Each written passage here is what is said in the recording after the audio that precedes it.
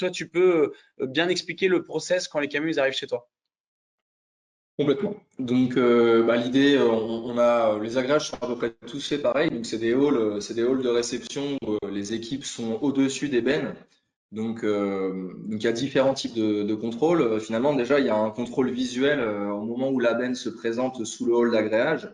Donc, si on voit des impuretés autres que céréales, type du plastique, on peut voir plein de choses. Mais déjà, il y a un premier contrôle visuel. Ça, faut en être conscient. Ensuite, il va y avoir du coup le prélèvement. Donc, il y a différents types de méthodes de prélèvement selon les agréages. Donc, on va avoir des sondes rotatives qui vont être sur un axe fixe où on va prendre 3 prélèvements. Et on va avoir des sondes rotatives sur un châssis qui va aller parcourir la totalité de la longueur du camion. On va tendre dans le futur à avoir que des sondes qui peuvent parcourir la totalité du camion. C'est un cycle qui est lancé mécaniquement, donc les gaz et ça va faire des prélèvements automatiques. Donc c'est de l'aspiration, ça va remonter du coup nous dans l'agréage. Il y a un diviseur et quelque chose qui sert pour homogénéiser la marchandise. Ça nous parvient jusqu'à l'agréage et ensuite on va le mettre dans la machine rapide.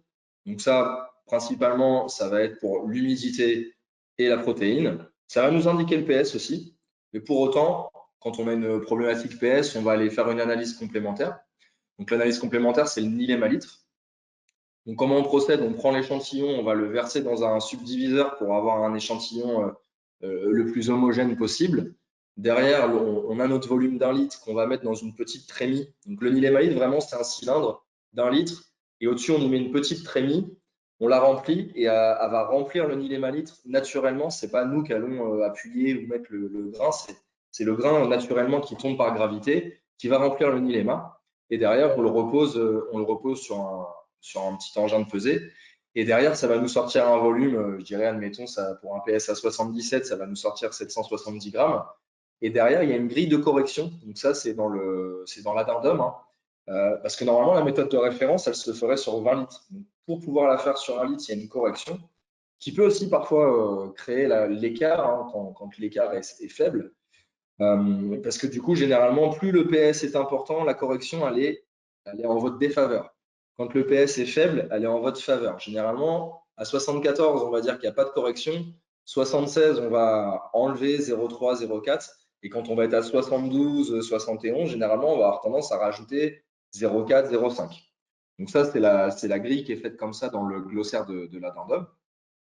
Donc là, nous, derrière ça, on va avoir des contrats commerciaux qui lient les parties. Par exemple, donc Cereapro qui vient, on va avoir des consignes globales qui sont plutôt liées à quelle est la moyenne que le livreur doit atteindre. Et derrière, on va se fixer des cadres mini pour éviter d'avoir des cellules un petit peu trop hétérogènes.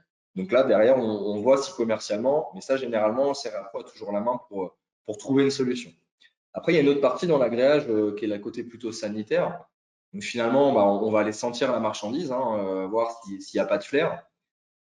Ça peut être aussi assez subjectif, mais généralement, on part du fait que s'il y a un petit flair, et en fait, il n'y a pas de petit flair, c'est que quand la marchandise a de l'odeur, c'est considéré comme flair. Donc ça, c'est une marchandise qui est refusée. Ensuite, on a la partie insectes. Donc là, on va passer l'échantillon global, on l'a passé sur un tamis classique de 0,2 mm, non, 0,2 mm de maille. Et ensuite, on va voir s'il y a une détection d'insectes. Je ne vous cache pas qu'en hiver, on va avoir tendance à réchauffer le tamis pour voir si les insectes sont en train de dormir ou sont bien morts. Et après, il y a toute une partie aussi documentaire qui est importante et qui va l'être de plus en plus, notamment sur les traitements précédents.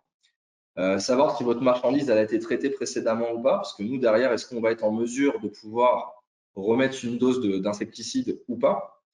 Et puis parfois aussi, si la dose a été mise très récemment, on évite de retraiter et on essaie de trouver des solutions qui évitent de faire du surdosage. Et donc ça, vraiment, la partie insecte, sur le traitement précédent, c'est important donc d'avoir les dates. Et après, on est aussi sur les marchandises précédentes. Donc ça, c'est vraiment tout ce qui va être fait à l'agréage. Et bien évidemment, après, la protéine. Et puis, si il y a l'Ackberg, si le l'Ackberg est problématique. L'Ackberg, pour vous donner un ordre d'idée, il y a une répétabilité de plus ou moins 40 secondes, hein. il y a tellement de variables qui peuvent créer de l'approximation que finalement, un 180, ça peut être un 220, mais un 180, ça peut être aussi un 140. Hein. Donc, pour vous donner un peu comment on bosse. Et derrière, nos équipes vont avoir leur cadre de gestion et nous, après, on va ségréguer les marchandises et on va les restituer aux livreurs pour qu'ils puissent après, derrière, faire leur commercialisation.